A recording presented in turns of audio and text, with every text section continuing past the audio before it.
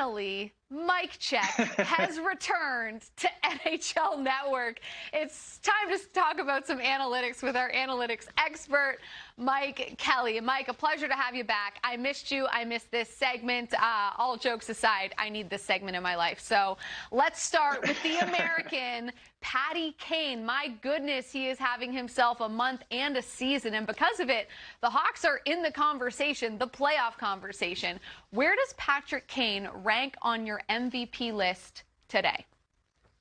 Oh, that's a good one. He's right up there. He might be number one the way he's going. And I love what he's been doing so far this season. Like, we talk about all the young stars in the game, and there's so many of them. Patty Kane's just ticking along in his early 30s, buzzing around the ice.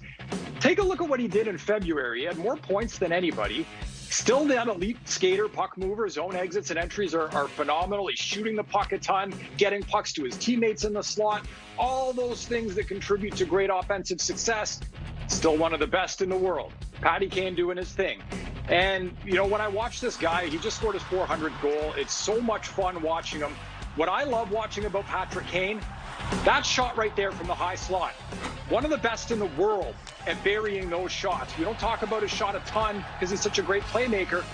But you go back to like 2015-16, he started scoring a lot of goals, shooting it more. It opens up the playmaking because now you have to respect that shot so much. And when he gets it in that high slot area, because he is so deadly, he can look and make that pass and open up space for his teammates as well. Patrick Kane is such a dual threat that he is still collecting a ton of points here, you know, mid-point of his career, mid to late point of his career. And because the Hawks are having success this season, when a lot of people didn't think that they would, yeah, he's absolutely right in the mix for the Hart Trophy because he can still do this. The backhand spinorama goal. Just let it breathe, Jackie. This is so much fun to watch. I love it. Oh, it's so good. Flashes of his boy, Denny Savard. I know they have a great relationship, Patrick Kane and Denny Savard, and we all know Denny Savard was famous for his spinorama move as well. And Patrick Kane, you're right, he's got to be in that MVP conversation. Best point per game pace of his career, which is saying a heck of a lot when you look at his resume. But let's talk about the Toronto Maple Leafs as well. They continue to establish themselves as the cream of the crop in that all-Canadian division, despite the carousel between the pipes. What has stood out to you about the goaltending performance in TO? They've gotten what they've needed for a while, if you go back the last couple of years, and that is strong play from the backup goaltending position. This was an element that was missing last season, certainly, and Jack Campbell's been great this season. Michael Hutchinson's been great this season. The team's been good defensively. You know, a lot of people are focusing on the team defense that the Maple Leafs have played this season as being very good, which it is, but the team defense, I think, was better than most people thought last season. They did not get good goaltending at the backup position last season. Frederik Andersen had a down year. You compare, though, the backup goaltending last season and what that save percentage was at .892 to what it is this year. The backups are 6-1-0. It's night and day. That's been a big part of the overall defensive success for the Maple Leafs this season. They played a couple of games recently against the Oilers. Connor McDavid's been held off the score sheet. They played really well defensively. I love the way TJ Brody is able to defend off the rush especially.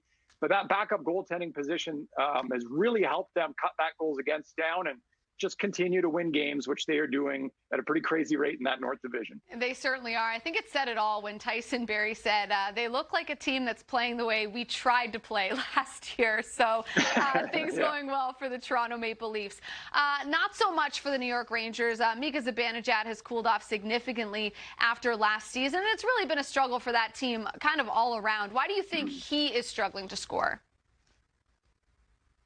Well, the first thing that I look at when I look at a guy who scored a lot and then isn't scoring a lot is he still getting chances? Is the process still good? And this actually gives us a great apples-to-apples comparison, if we can leave this graphic up for a few seconds, because he played 57 games last season, and he's on pace to play 56 this year. Look at the scoring chances. They've been cut in half. You look at where he produced so many goals last season with that speed off the rush, his chances have been cut by almost 75%. And the process, that's the expected goals, what we expect at 5-on-5 here from Mika Zibanejad. 11.4 last season, down to 2.7 this season. So the chances are way down. Now, why are the chances down? Well, when I look at how the Rangers created a lot of really good offense, especially for Zibanejad last year. It was the regroups and the quick ups and the breakout, which was so good, where they could go back, hang back with the puck, snap it up ice, create a 2-on-1, a 3-on-2, a good rush chance. And also Zibanejad on plays like this, where he pressures the defenseman at the point, creates a turnover to create a breakaway. He had a few of these last season. So for me, it's two parts with Zibanejad. Number one, it's the rush offense is down. Well, why is it down? He's not moving his legs quite as much. He's not getting those chances. But I also look at the team overall, and you think about the defensemen that they've been without, with Trouba being injured, with Brady Shea being gone, Tony Giangelo being gone. Some significant players that really helped that transition game of the New York Rangers. And I think Zibanejad suffers a little bit because that element is not what it used to be. So you put it all together, Mika Zibanejad at 5-on-5, he's got no goals so far this season. I expected a dip. I didn't expect it like this. The process is not good.